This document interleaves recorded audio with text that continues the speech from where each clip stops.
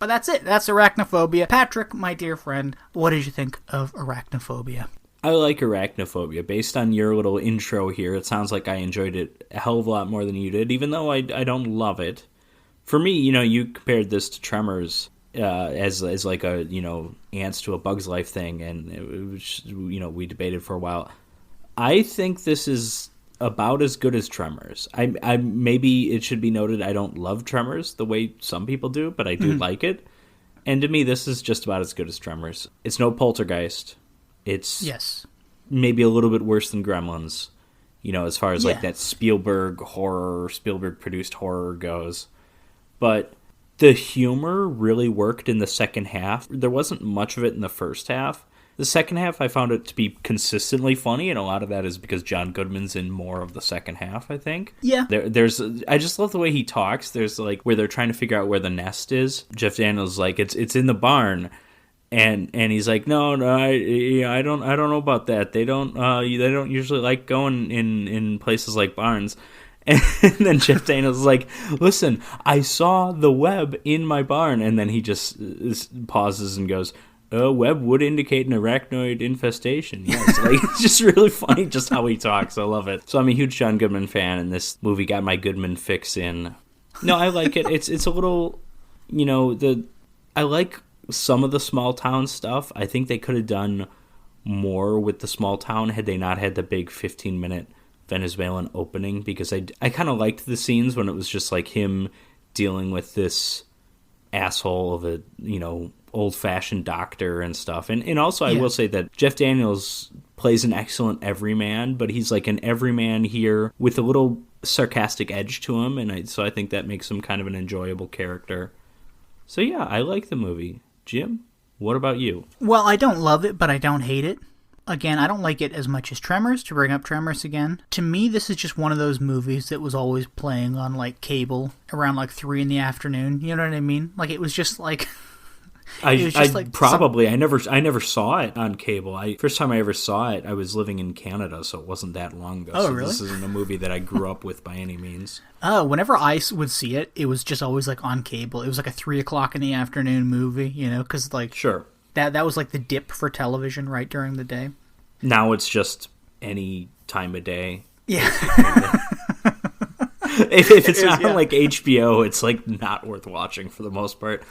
All I watch is, like, Jeopardy, and I'll just be, like, looking, like, okay, Jeopardy's on in a half hour, let me see what's on.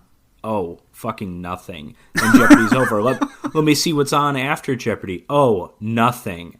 Literally nothing. Yeah, I feel you, man.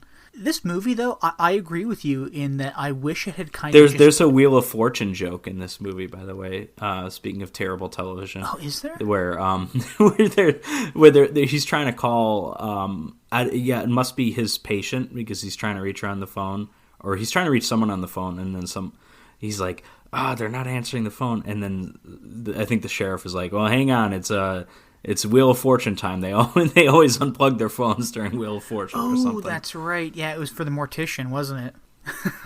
That's a good joke.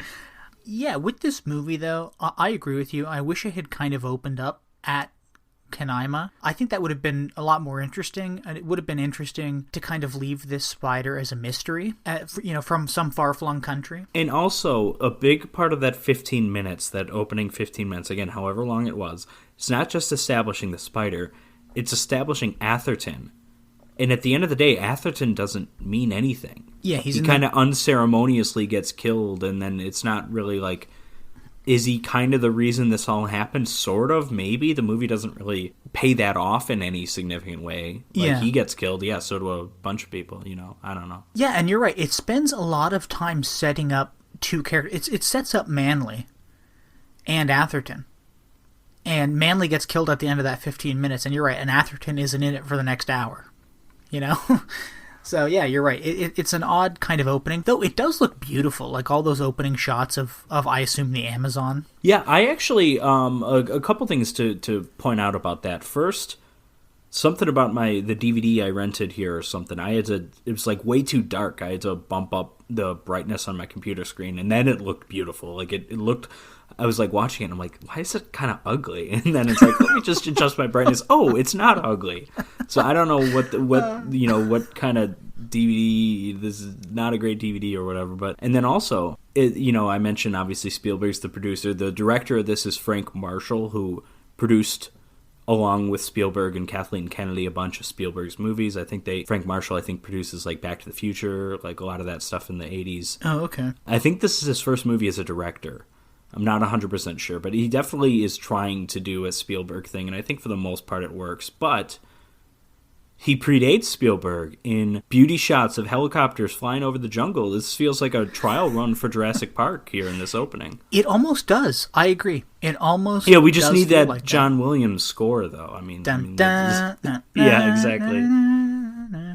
I was so taken by the scenery in that opening bit that I kind of wish that the rest of the movie was just set in Venezuela. But I kind of wish none of it was, though, is my thing, based on the rest of the movie. Yeah, I mean, maybe I just wanted to see it because I think Venezuela is probably really beautiful. Because it looks neat, but it is incongruous with the rest of the movie, though. Exactly. And yeah, and going back to your point, if they had just opened the movie with Kanaima and established Jeff Daniels right off the bat, you know. Though his family, because we didn't get that much with his wife. We could have gotten more. No, but I do like the way that he's first brought into the movie. I like that whole spider falling into their yard. But yeah, I don't know. This movie just doesn't hit for me. And if I'm honest, part of it's John Goodman. I like him a lot. I like him a lot, but like, there's something about the character, like especially there's nothing about the character that's bad. Well, especially the bit when I like it when he stepped on the spider, but when he's like walking around, he's like, "Oh yeah, I'm bad." I'm like, that was hilarious. It's because the dog's barking at him, and the dog is the only one who witnessed him do that badass thing. But the badass thing is he just stepped on a spider, which is something we do on accident half the time. Yeah, I get it. I don't know. Maybe I'm just not a big fan of John Goodman. I don't know. I like him though. But yeah, Arachnophobia. I don't know. Fine movie. Watch it. Don't watch it. Doesn't matter to me. It was an alright movie.